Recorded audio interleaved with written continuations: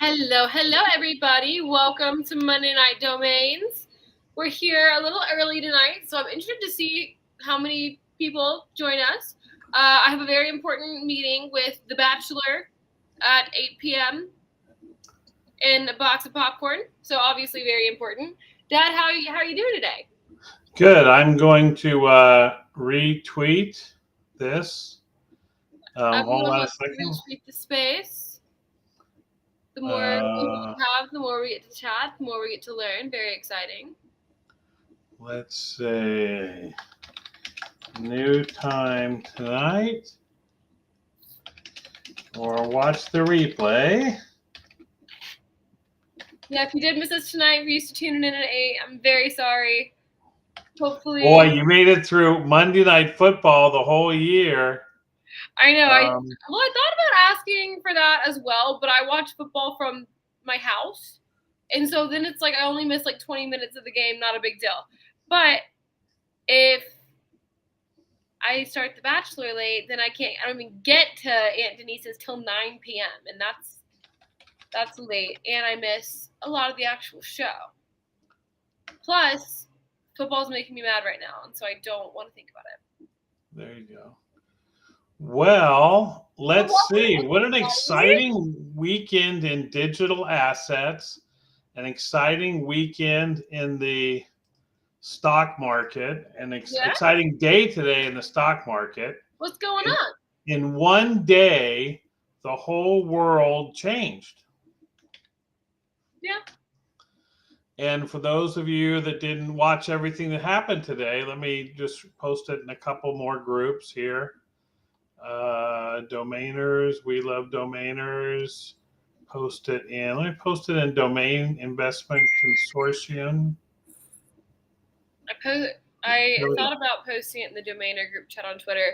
For those that I don't know where everyone's tuning Yeah, in on social media, but Twitter has been a great resource for me in my domain journey. Met a lot of cool people on there. If you're not involved in that community, I highly recommend it. There's really nice guys on there that are willing to share their knowledge, which is yeah, exciting. and I think I would recommend if you can give Ishmili a follow if you're looking just to kind of hear other domainers talk and realize you're not in it together. He does a show on Saturdays, I think at 1 between 11 to 1 to 2 to 3.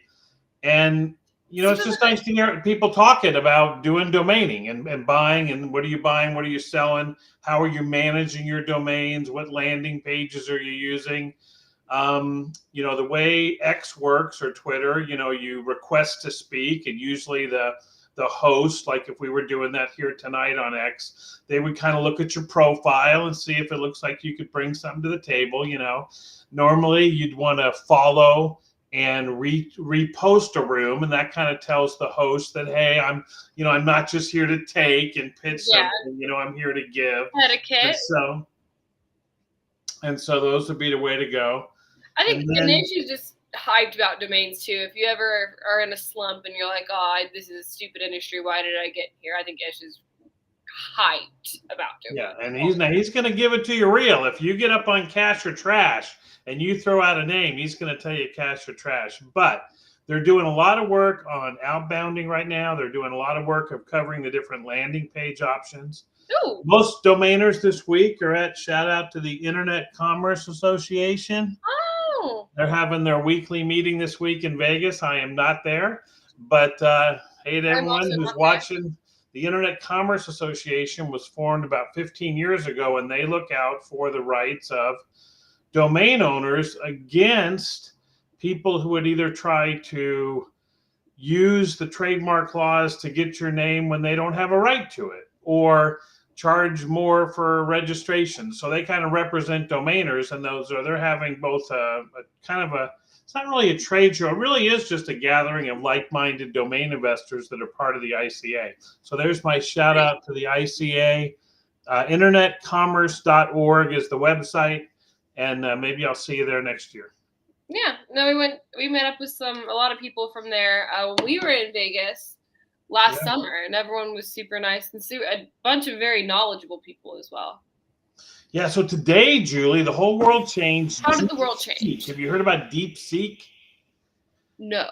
Okay, all right. So if you haven't heard of it, DeepSeek is a Chinese AI startup that came out today and said we can do everything ChatGPT can do with little tiny laptop computers.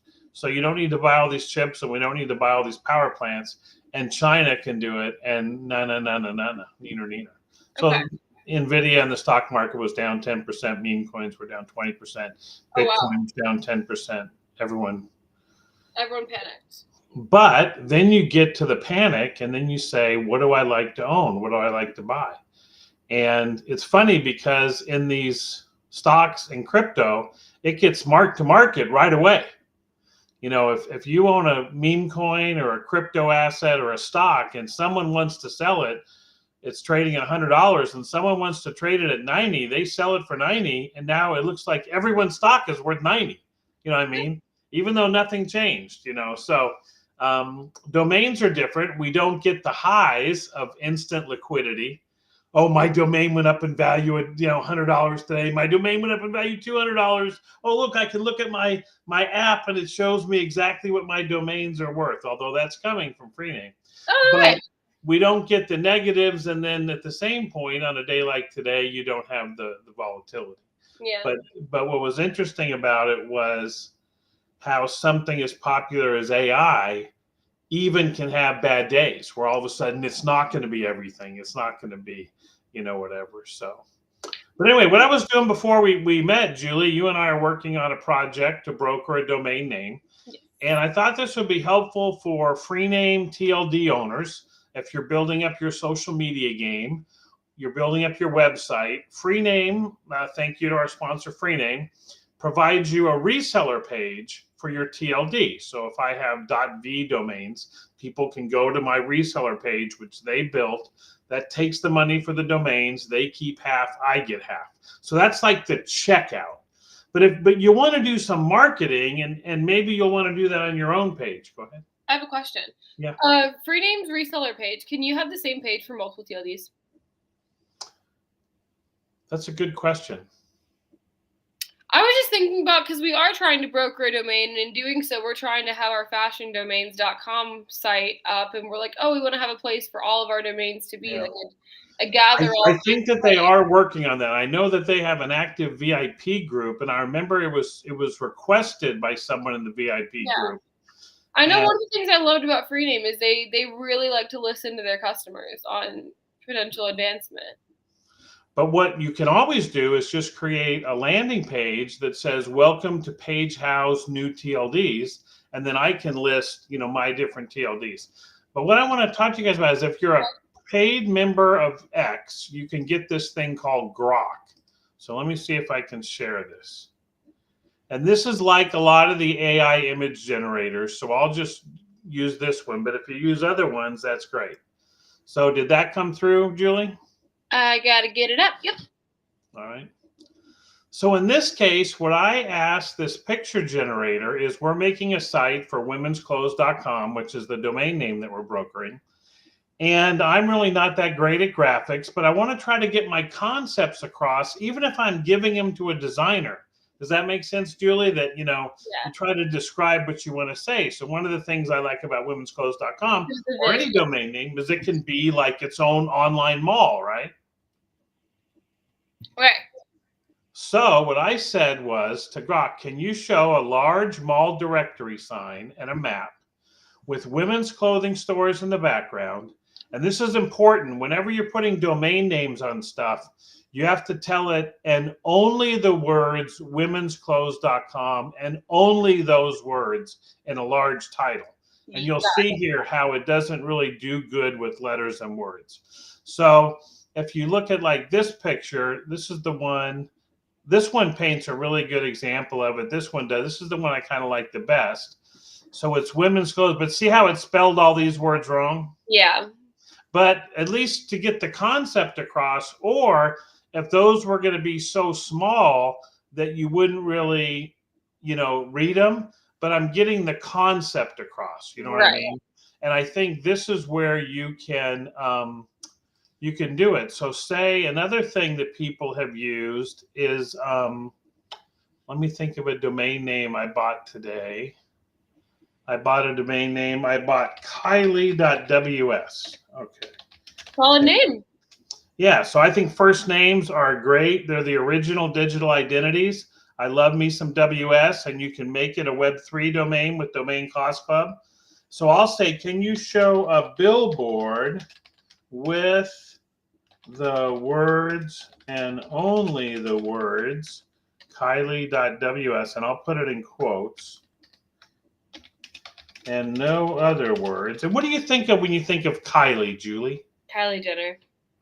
Yeah, let's go a different. Just if I was going to have a billboard, what are some of the things you think of a Kylie? I think of obviously girlhood, and like I think of like fun girlhood, streamers, pretty colors, the sun is shining, and there's bubbles everywhere. There you go. So you can tell it that, or I'm going to go with. Or Kylie Kelsey. I can go with What a a great woman Kylie. on vacation and shopping in a luxury car. We'll see how it does with that.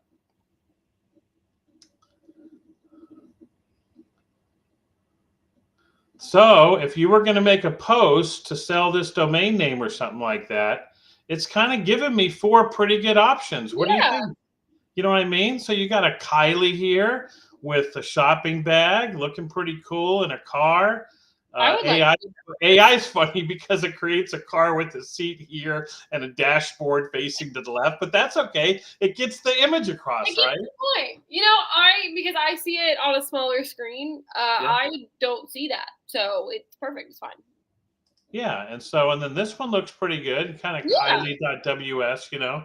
Now, because the purpose of this would be to have your own domain name, I might also ask it like to make a piece of fine stationery, you know what I mean, with Kylie.ws, or I might ask it to make a business card, or even like a name badge, like if you were at like a mixer, you know what I mean?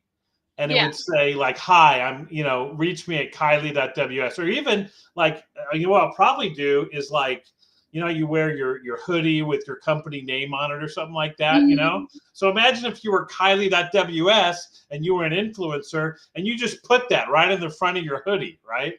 Yeah, I did get sold on fashiondomains.com with the thought of it on a t-shirt, so.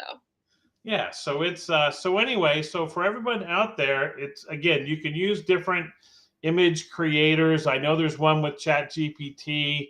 This is Grok, Grok, and it's on your Twitter. And then they make it really easy to just post this message. I could just post it right away and then put, for sale, Kylie.ws. Is there a way to schedule a post from that? Do you know? Yeah, because you can just hit post and then it'll go to do the post. Oh, and then it'll just let you schedule and then you've got all your other options and stuff like that. Cool. So that is a way to make it look like you're a graphic artist, even if you're not. It has limitations, as we talked about, but it does give you, it does give you a thing. So maybe if I was, well, we've been using it for, a lot of our work just to get, we have 30 different ideas on what a marketing concept could be for something. And this way it gets us somewhat of a visual so we can see if it's even close to as cool as we think it's going to be, kind of thing. Yeah, like I did these ones, and I don't know if you can see it. I'll blow up my screen. But these were for womensclothes.com, and I had said to have just a woman walking on a fashion runway. Mm-hmm. And then it gives you some suggestions, like on a beach, on a yacht, and it asks, do you want it in a neon lit cityscape? So then all of a sudden you had womensclothes.com with, this AI agent kind of looking thing. Well, so then one thing I've been doing with AI imaging is, because they don't do the words always the best, and you can't get a font that's, because some people are really consistent with their branding, with their font and their colors and everything, and AI doesn't always do the best. Because I've tried to get AI, I'm like, use these exact color codes, and it doesn't always do that. But what I have done is I've cut it out of the image, and then I have an app that it does really well at blending things together and pretending like putting 2 images together and overlaying them like that, and then I just do it like that. It's a lot easier than having to make the whole thing from scratch. Well, it's pretty cool. So anyway, that's what I was doing before we started tonight. Was I think we're selling a name, we're selling a domain name, but I think that the name is awesome. But I think we logos became a real big thing the last 15 years in domaining, and now we're into pictures, and then it isn't hard then to go to a video generator and say, now I want to have a woman presenting a talk about womensclothes.com. You know what I mean? And go to the next level. And again, you're just reinforcing the image of the power of the domain name. So Domain Investor says grok3.org. Okay, there we go. I don't know. I think it's important, when we talk about, because, we've talked about since the beginning how important it is to be outbounding and how domain investing has changed. We're not just trying to drop the price and sell something. Like, this is a great name. We're trying to get a great price for it. But to do that, we have to create some background work and really kind of, because in a world where everyone has a very short attention span, we have to do something to kind of keep that and make it memorable and make it worth it. And so I think, that's my opinion. Yeah, so when I make, like if I did one for the summer, for summerdomains.summer, I might say I want to have a beach scene, and I want to have fun.summer, enjoy.summer on different billboards around it. And you're just trying to, we assume everyone else is going to get our vision of a domain name. And it's like the responsibility is on us to let them see and go, so you mean I own that word? I own that, and it's your asset, and it's your address. Well, think about brandable names, which have been super, super popular in the past, 5 years. If I might see a brandable name, I know there are some really good CFDs that I saw and I immediately had a certain vision for, that some people just see and they see a word. There's a huge range of how people can visualize things. And some people, if I say an orange, they visualize a line drawing of an orange, and some people visualize an actual orange, and it's like all its detail. And it's on us to get that image across. Whereas because I'm a creative person, I see a word and I see an entire brand behind it that has a lot of fun things, very aesthetic, very cute. Someone else might just see a word. And that's kind of on us as domainers. And we provide the credibility when you talk about a word. Like, say I showed you a list of words, showed you a list of domains, and you're like, okay, luxuryyachts.com. Well, that's good, luxury yachts. But then all of a sudden you see this picture of the 10 best luxury yachts in the world, one after each other, like in a video with music. And then all of a sudden it's like, luxury yachts, book your cruise right now, the adventure of a lifetime, luxuryyachts.com. And what you'll realize is a lot of times what we're selling people are ideas. Yes. They may have the resources, they may have more money to market, they may want to be in it, and we have a domain name, but more importantly, we have the obvious idea behind a good domain name. We're sure without the work. It's like you walk out and you just put the keys in and drive it, because now brandables are different. Obviously, if you're going to get zibbyzobby.com, then you have to try to make sure Zibby matches your branding and your identity and everything. But we can still do the work for that as domainers. I mean, domain language in general. And I think I was talking to someone about this with crypto. So in so many different things that we rely on in society, they only mean something because we say so. My words only mean something because someone out there said that word means this. There is no actual law that states this must mean this. The universe doesn't know that. We say if a domain is good or not. How a domain is talked about is how it's good. And we have the ability as marketers to change that.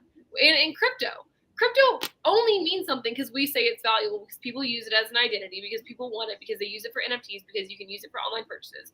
It only means something because we say so. People are like, oh, but that means it's fake. No, it actually doesn't. It means that we have power to change things and to work to change things.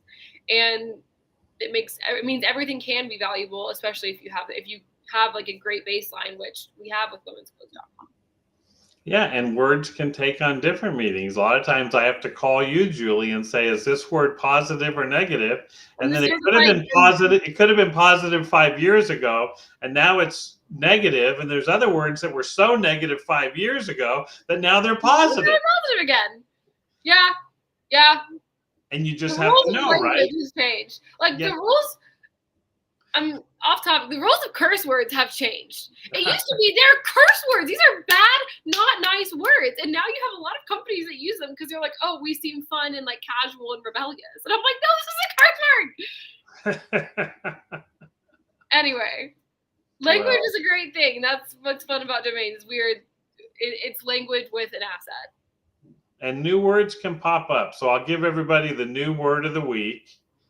Last week there was AI, and then of course there was DAI, and then this week it's Depin. I don't know if you say it Depin or Deepin, DEPIN. Depin or Dippin? Depin? I don't know. You brought me on here as a certified Gen Z to know slang, and I've never heard of that. So this is actually coming from the crypto community, and it's the idea that you're going to put real world things on the blockchain. So it's definitely an inside baseball type term. But I don't know, Julie, you got a word that's kind of trending out there in Gen Z land? You know, you got anything? I'm sure there's anything related to not wanting Mahomes to win another Super Bowl or something. That's actually all I can think of right now. It's the refs are actually in Chiefs jerseys. And I don't know. They'll have to come up with something. But anyway. I can come up with a few words for the Chiefs right now, but that brings me back to the curse words are bad situation. So. Gotcha. All right, Julie. Well, I want to get you off for your big show, The Bachelor. You're going to have to give us some extra time next week, Julie. You're going to have to give us, in fact, I'm going to give you some homework. I want 3 trendy Gen Z words that our audience may not know. Not that they should go out and buy a bunch of domains with them in there. Use your own wallet. This is not financial advice. But Julie, think you can come up with 3 Gen Z words that your dad... Oh, wait, I might have some. Hang on. I got the wrong pen. Okay. They're not new words. Everyone already knows them, but they are going to be trendy. Okay? Okay. Galentine's. And Galentine's. There we go. Okay. Okay. That's one. I got one. You got a short lifespan on it, but you still have 3 weeks for Galentine's. Girls, girl. That's 2 words, but that's a term. Gotcha. Girls, girl. We've got. No, I think Riz has already run its turn. How about Slay? Okay, Slay? Slay's been. That's the thing about slang is as soon as it becomes accepted as slang, then it's outdated. Yeah, but that's what the most leading people. If it fits, it's still got a shelf life in the middle, right? Well, like Slay would still be new to a lot of people. Me, it would be new to me. Maybe no, okay. Other demographics that might be above the age. It would be like so. But what are we talking? Are we talking like, oh, that's so 2023? It's like 2016. Okay, it's even earlier. Riz, and then I feel like Riz might still be in its life form. Gotcha. But can they resurrect themselves and like come back bigger? Depends on what.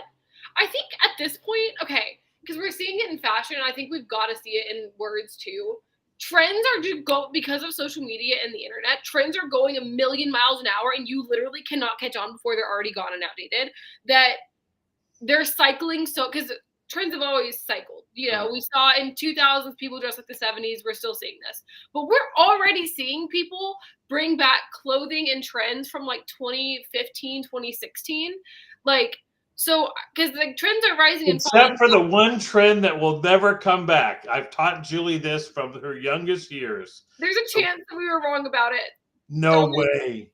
Dolphin shorts? Neon dolphin shorts for guys. So there has already been a trend since I was in college. They're called chubbies. And they're 5-inch inseam. They're not super short, but they're quite short. And men wear them in like sky blue, salmon pink.